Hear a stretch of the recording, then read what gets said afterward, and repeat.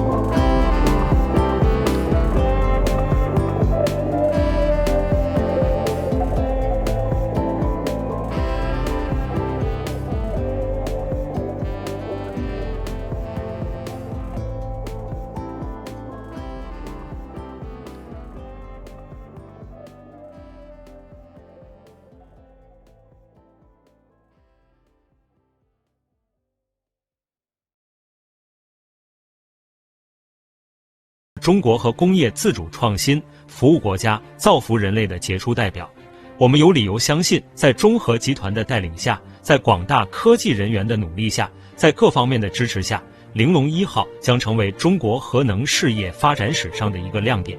也将成为世界清洁能源发展史上的一个里程碑。好的，主持人。我现在所在的地方呢，是位于海南长江玲珑1号全球首堆项目的建设现场，周围塔吊林立，一派繁忙的建设景象。那大家看啊，我身后这个大的圆柱，这个就是玲珑1号的一个主体结构。那现在我们可以看到它的外围，我们的施工人员正在进行作业。他们今天要进行的呢是屏蔽厂房屏蔽墙的大模板施工。现在我们的吊装正在施工人员的指挥下，吊着屏蔽墙的模板到桶身。那这个呢，也是核岛外部周边厂房建设的一个关键路径。接下来呢，我们再到玲珑1号的内部去看一看。通过画面呀，我们可以看到玲珑1号内部现在正在进行的是正7米板的混凝土浇筑工作。这里的直径是有30米，现在进行的也是最后一层混凝土板的浇筑。那这项工作完成后呢，也就意味着玲珑1号主体的内部土建施工基本完成，为后续的设备安装创造了有利的条件。在现场呢，我也看到了，不管是不同的区域还是不同的模块，整个的作业都是在同步进行当中的。那在春节期间呢，玲珑1号的施工现场有800多名干部职工坚守一线。随着节后大家陆续的返岗返工，现在每天有1200多名职工奋斗在施工现场，大家抢抓建设进度，大干快干。同时，现在我们的玲珑1号土建的设置了36个的里程碑节点，现在已经完成了17个，而且各里程碑节点的累计提前已经完成了181天了。玲珑1号呢是全球首个陆上商用模块化小堆。小堆顾名思义就是小型的核反应堆。那大家可能会好奇啊，为什么要建设小堆呢？玲珑1号小堆它的尺寸小，它占地面积呢是华龙1号大堆的1/3，功率仅是华龙1号的1/10。也正是因为它小，它可以采用模块化建造，建设成本更低，一体化设计，它的安全性又更高。但更为重要的是，它的应用范围更加的广泛。除了发电之外，它还可以用到城市供热、给工业提供蒸汽、海水淡化或者是石油开采等不同的需求。那据中核22核电项目经理张大千给我介绍啊，核电工程其实是非常复杂的，在建设工作尤为要严谨细致。那请导播播放一下我们稍早前拍摄到的